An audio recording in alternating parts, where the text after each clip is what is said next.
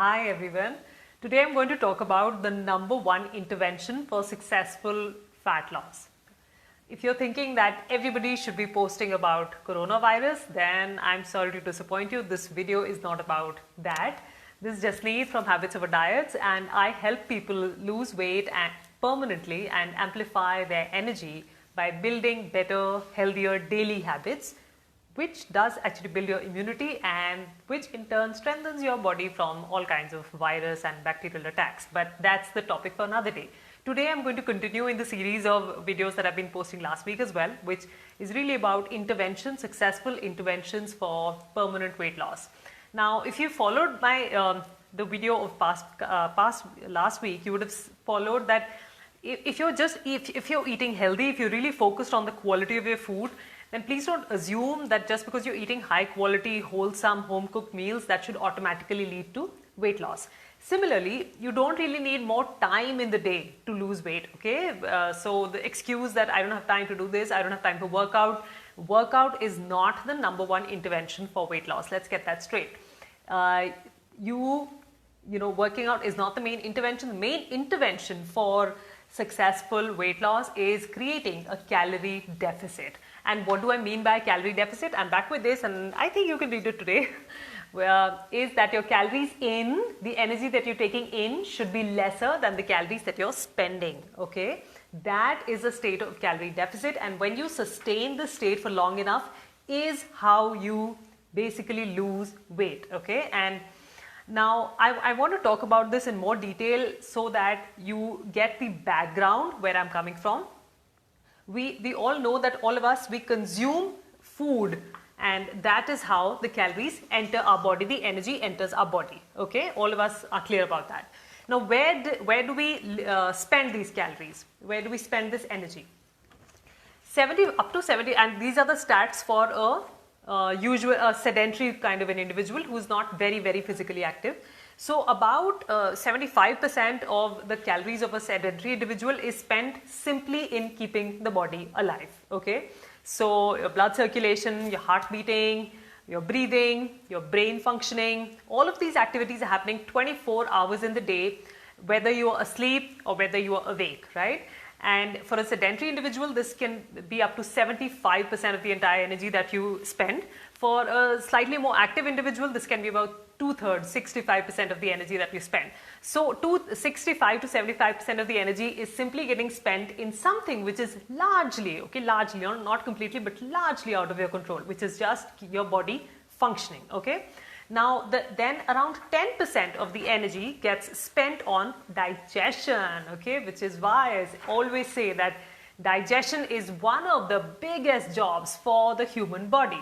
And we need to approach the fact that even having a small cookie or something, ek laddu muh mein dal liya, all of this, your body has to really work hard to digest whatever you're putting inside your mouth.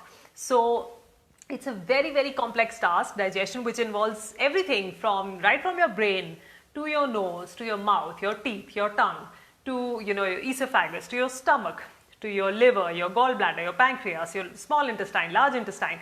Literally, like so many body's organs are involved in the action of digesting whatever it is that you have consumed, digesting and assimilating it. So that usually takes, hi Monica, thanks for joining live. So that takes up like 10% of the entire energy that you spend in a day goes on digestion, okay? So can you control that? Largely it's out of your control, okay? So 85% of the energy is gone, and we haven't even gotten to exercise. Now, the remaining 15% is usually what is activity, okay? So this includes not just the time that you're spending in the gym, okay? That is just 1 hour in the day, and if you're working out 5 days a week, that makes up like 3% of the entire time that you have in a week, okay? So this 15% activity includes not just your workout, but the remaining 97% also, which is your non-exercise activity, okay? So the very fact that I'm talking to you right now, so this is taking energy, okay? I'm gesturing, this is taking energy. I'm typing on the laptop, it takes up energy. You're bathing your kids, you're walking to various meetings during work, you're talking to people on the phone, you're standing up, you're standing and cooking, you're doing some stuff for the kids, you're doing some stuff yourself, you're packing your lunch, you're parking your car, you're driving. All of this takes energy. So non-exercise activity is huge, and it's much bigger than exercise, and it's much bigger than the time you spend in the gym. So, but activity is really just 15%, okay, of the entire time, of the entire energy out. So now if your maths is reasonably good, or even if it is not, you would see that using exercise as the main intervention for successful fat loss is like attacking, Pareto principle, 80-20 is like really attacking the non-important part of the problem, okay? It's not attacking the main 100% of the problem. It's only like 15 to 20%. Kitna le jaoge isko? The thing is, which is not to say that you don't need to exercise. You definitely need to exercise, and you need to do whatever you can to make physical activity, not just exercise, physical activity a big part of your life. So that you have better immunity, your body is stronger, you're more flexible, you have better mood, you think clearly. Exercise has innumerable benefits. But approach it from that side. Don't approach it from a fat loss, from a weight loss perspective. What is most important from a fat loss perspective is to really attack this side of the equation, the calories in. This is 100% of the energy that you're taking in. This side needs to go down if we want to be in a state of losing weight over a long period of time. Now that is clear, okay, that we need to be in a state of calorie deficit, and to achieve that, ideally don't increase the exercise, ideally simply reduce the food intake, okay. Hi Harpreet, thanks for joining. How do you reduce the food intake? How do you reduce the energy? Again, a little more detail here is that this is really food consumed, but this is basically food consumed minus the food that doesn't get absorbed inside our bodies, okay. This is basically the food that gets absorbed. Which is the food that doesn't get absorbed, which we largely lose through stool? It's fiber, okay. Fiber and water is really something that we consume, but we don't necessarily preserve it. It doesn't become a part of our body. We lose it. So this is really food. So the more fiber rich and water rich your meals are, the better, the lesser energy you will consume. What is fiber and water rich? Fruits, vegetables. Abundance of fruits and vegetables are hugely voluminous. They fill you up, they fill up your stomach, they make you feel good. At the same time, they are rich in fiber, they're rich in water.